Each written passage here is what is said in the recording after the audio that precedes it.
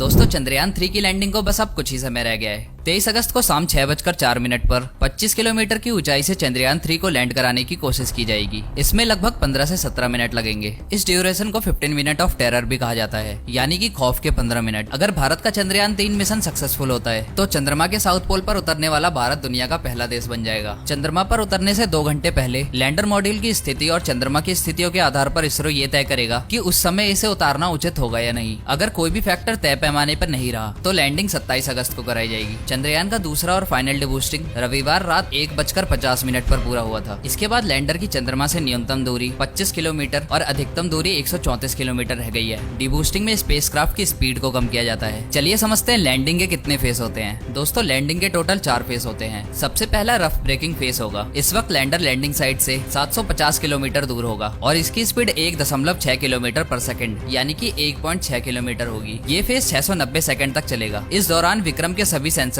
Calibrate होंगे। 690 second में horizontal speed 358 metre पर सेकंड और नीचे की तरफ 61 मीटर पर सेकंड हो जाएगी। इसके बाद आता है दूसरा फेस, ऑल्टीट्यूड होल्ड फेस। इसमें विक्रम लैंडर चांद की सतह की फोटो खींचेगा और पहले से मौजूद फोटो के साथ कंपेयर करेगा, यानी कि दोनों को मिला करके देखेगा। चंद्रयान 2 के टाइम में ये फेस 38 सेकंड का था, अब इसे 10 सेकंड का कर दिया गया है। इस दौरान हॉरिजेंटल वेलोसिटी 336 मीटर पर सेकंड और वर्टिकल वेलोसिटी 59 मीटर पर सेकंड हो जाएगी। और इसके बाद आता है तीसरा फेस, फाइन ब्रेकिंग फेस। ये फेस 175 सेकंड तक चलेगा। इसमें स्पीड 0 पर आ जाएगी और लैंडर की पोजीशन पूरी तरह वर्टिकल हो जाएगी। सतह से ऊंचाई 800 मीटर से 1300 मीटर के बीच होगी, जिसमें विक्रम के सेंसर्स चालू किए जाएंगे और हाइट नापी जाएगी। इसके बाद फिर से फोटोज लिए जाएंगे और इसे भी कंपेयर किया जाएगा। फिर इसके बाद आता है चौथा फेस, टर्मिनल डिसेंट फेस। इसमें अगले 131 सेकंड में लैंडर सतह से 150 मीटर ऊपर आ जाएगा। लैंडर पर लगा हैजार्ड कैमरा सतह की तस्वीर खींचेगा। विक्रम पर लगा हैजार्ड कैमरा गो नो गो टेस्ट रन करेगा। अगर सब सही रहा तो विक्रम 73 सेकंड में चांद पर उतर जाएगा। अगर नोगो की कंडीशन होगी तो मीटर आगे जाकर वहां रुक जाएगा और फिर से सतह चेक करेगा और सब कुछ सही रहा तो इसे लैंड कराया जाएगा। इधर इसरो के पूर्व चीफ के सिवन और मौजूदा चेयरमैन एस सोमनाथ ने लैंडिंग की प्रक्रिया को सबसे कठिन और जटिल बताया है। इसरो चेयरमैन एस सोमनाथ ने कहा है कि लैंडिंग का सबसे क्रिटिकल हिस्सा चांद की सतह से 30 किलोमीटर ऊपर से लैंडर की गति को कम करके चांद की सतह तक पहुंचाना है। अगर यहाँ पर हमें स्पेसक्राफ्ट को हॉरिजेंटल से वर्टिकल दिशा में ट्रांसफर करने की कला को दिखाना है, मतलब चंद्रयान 3 का लैंडर मॉड्यूल जो चांद की सतह के पैरेलल यानी कि समानांतर चल रहा है उसकी दिशा बदलकर चांद पर वर्टिकल लैंड कराना होगा। एस सोमनाथ सर ने कहा लैंडिंग प्रोसेस की शुरुआत में यान की गति करीब 1.68 किलोमीटर प्रति सेकंड होगी, लेकिन ये गति चांद की सतह के हॉरिजेंटल में होगा। यहाँ पर चंद्रयान 3 को करीब 90 सेकंड तक मोड़ा जाएगा ताकि वो वर्टिकल हो जाए। हॉरिजेंटल से वर्टिकल मोड़ने की इस प्रक्रिया के पीछे एक बहुत ही रोचक मैथमेटिकल कैलकुलेशन है। हमने इसे लेकर काफी रिसर्च किया है। इस जगह पर पिछली बार यानी कि चंद्रयान 2 में हमें दिक्कतें हुई थी। एस सोमनाथ सर ने आगे बताया कि इसे लेकर इस बार कई रिसर्च किए गए हैं और बहुत सारे सुधार भी किए गए हैं ताकि इस बार लैंडिंग में कोई भी और किसी भी तरीके की दिक्कत ना हो। इसके अलावा इसरो के पूर्व चेयरमैन और चंद्रयान 2 मिशन के हीरो के सिवन ने भी लैंडिंग की प्रक्रिया को जटिल बताया है। के सिवन सर ने रूसी अंतरिक्ष यान लूना 25 की क्रैश लैंडिंग और चंद्रयान 3 की लैंडिंग को लेकर कहा कि हम शुरू से ही ये कहते आ रहे हैं कि लैंडिंग एक जटिल प्रक्रिया है और अब भी हम यही मानते हैं कि लैंडिंग बहुत ही ज्यादा जटिल प्रक्रिया है। लेकिन रूसी अंतरिक्ष यान लूना 25 की क्रैश लैंडिंग से चंद्रयान 3 का कोई लेना देना नहीं है। हमारा अपना सिस्टम है और इसकी मदद से हम बिना कोई समस्या के सफल सॉफ्ट लैंडिंग करेंगे, लेकिन ये बहुत जटिल प्रक्रिया है। दोस्तों आपको बता दें कि इसरो ने चंद्रयान 3 की सॉफ्ट लैंडिंग की तारीख और समय पक्की कर दी है। 23 अगस्त के शाम 6:05 पर चंद्रयान 3 का लैंडर मॉड्यूल चांद की सतह पर उतरकर इतिहास रचेगा, क्योंकि चंद्रयान 3 को चंद्रमा के साउथ पोल पर उतरना है और अब तक कोई भी देश चांद के इस हिस्से पर नहीं उतर पाया है। ऐसे में दुनिया भर की निगाहें इसरो के चंद्रयान पर टिकी हुई है। उम्मीद की जा रही है कि इस जगह पर उतरकर चंद्रयान 3 कुछ महत्वपूर्ण खोज कर सकता है। और दोस्तों इस वीडियो पर आपकी क्या राय है और ये वीडियो आपको कैसा लगा हमें नीचे कमेंट करके जरूर बताना। और दोस्तों अगर आपको ये वीडियो पसंद आई तो वीडियो को एक लाइक जरूर करें।